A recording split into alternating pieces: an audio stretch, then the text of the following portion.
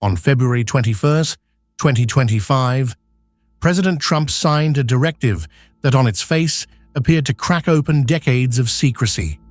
Former and current government employees and contractors with knowledge of unidentified anomalous phenomena were told their non-disclosure agreements no longer applied. They could come forward. They could talk. The announcement sent shockwaves through the disclosure community. Senator Kirsten Gillibrand called it an important step. Advocates celebrated what seemed like a watershed moment. But directives are not self-executing. The details matter, and the details reveal a far more complicated picture. The directive, issued through a presidential memorandum, instructs that NDAs and secrecy oaths related to UAP information shall not be enforced against individuals who disclose through authorized channels. That last phrase is doing enormous work. The authorized channel is specific.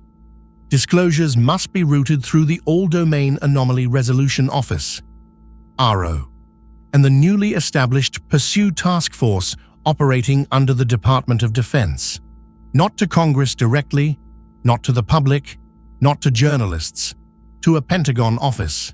The legal authority cited draws from the president's constitutional role as commander-in-chief and head of the executive branch, combined with provisions in the FY 2024 and FY 2025 National Defense Authorization Acts that established AARO's expanded mandate and reporting authorities.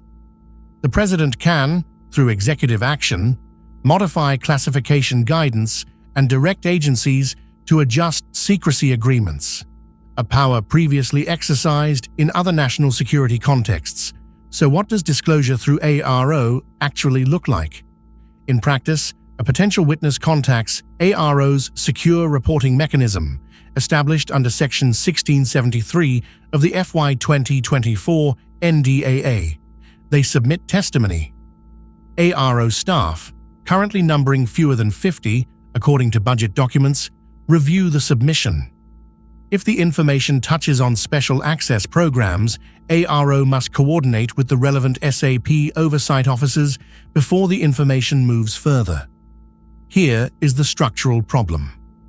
AARO remains housed within the Office of the Undersecretary of Defense for Research and Engineering. It reports to the Pentagon. The very institution that multiple whistleblowers, including David Grusch, have alleged is engaged in suppressing UAP information is the institution controlling the intake valve. Dr. Sean Kirkpatrick, AARO's first director, who departed in December 2023, publicly stated that his office found no credible evidence of extraterrestrial technology programs. His successor, Dr. John Kozlowski, has taken a more measured tone but operates within the same structural constraints. The restrictions that remain are substantial. The directive does not waive sensitive compartmented information protocols. It does not override Atomic Energy Act restrictions. Relevant because multiple allegations from Grusch and others reference nuclear-related programs. It does not grant immunity from prosecution under the Espionage Act for public disclosures. And critically, it does not compel agencies to declassify any specific information. A former intelligence community attorney, speaking to the Liberation Times in March 2025, described the waiver as permission to whisper into a locked room. You can speak, but the room decides what leaves. Compare this to existing whistleblower frameworks. The Intelligence Community Whistleblower Protection Act of 1998 allows cleared personnel to report urgent concerns to the Inspector General of the Intelligence Community, who then has 14 days to determine credibility before transmitting to Congressional intelligence committees. It's imperfect, but it creates a statutory pathway with defined timelines and congressional access. The Trump directive creates no new statutory protections. It is an executive action, reversible by any future president with a signature. It establishes no timeline for AARO's review. It provides no mechanism for witnesses to appeal if their disclosures are bottled up. David Grusch used the ICWPA framework when he filed his complaint in 2023. That process, despite its flaws, got information to the Inspector General and eventually to Congress. The NDA waiver, by contrast, routes everything through the Pentagon first. The Pursue Task Force adds another layer. Established by the Trump administration in early 2025, Pursue, reportedly standing for Prioritized Unified Research for Strategic Examination, operates as a more operationally focused complement to AARO, with an emphasis on active detection and investigation rather than historical review. But its classification level and reporting structure remain largely opaque. Representative Tim Burchett, a persistent advocate for disclosure, noted in April 2025 that we've got another acronym and another org chart, but the same people controlling access to the same information. Whether Pursue represents genuine institutional reform or bureaucratic reshuffling remains an open question. While executive action offers one pathway, Congress has been building another.